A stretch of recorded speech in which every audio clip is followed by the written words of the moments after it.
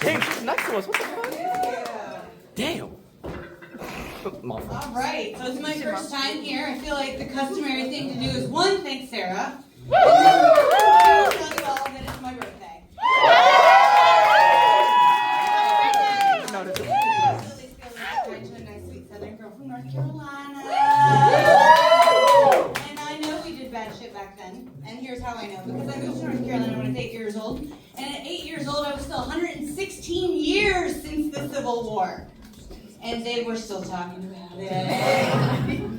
At 8 years old, they were still talking about it because they said, "Where did you move from?" And I said, "Buffalo." And they were like, "Oh, damn Yankee." And I was like, "You're 8! Like, really? You're 8? Like, come on." But anyway, I'm so glad to be here tonight. My friend Anna, who is also my neighbor in my building, put me up to this. I feel like it's a building amenity, but call it what you want. Pay a lot for the roaches and the mice. You know, I think everyone does here, right?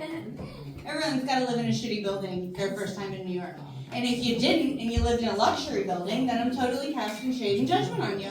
Yes. Right? Right? Because you have to frickin' grind here. And if you don't grind and you don't live hard, then you didn't get the New York experience. Am I right?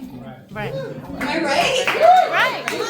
It's hard here, y'all. That's why I feel like I'm part of the White Lotus. And I relate to that woman who's from Durham. Yes. Yes, it's not for the hard laugh, y'all.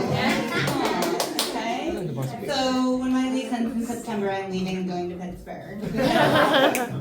It's just easier there. And I saw a girl on Instagram tell me that it's like a New York City, but in Pittsburgh. I don't really know how that works, but I guess we'll find out when I get there.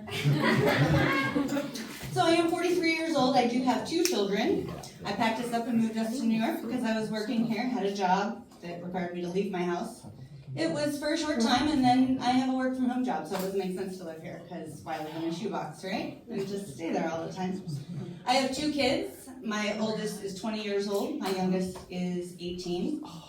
My oldest is non-binary, non-gender conforming. I'm still waiting for someone to come up with like an easier way to say that. Because when they're like, "Oh, do you have a son or a daughter?" I'm just like, Well, you see, it's complicated. But I love them so much, and they taught me so much about being a mom and what it means to be a millennial mom who doesn't understand shit about being trans or non-binary or anything at all, because I was raised in the South. I told you all that. Oh, I had a steep climb.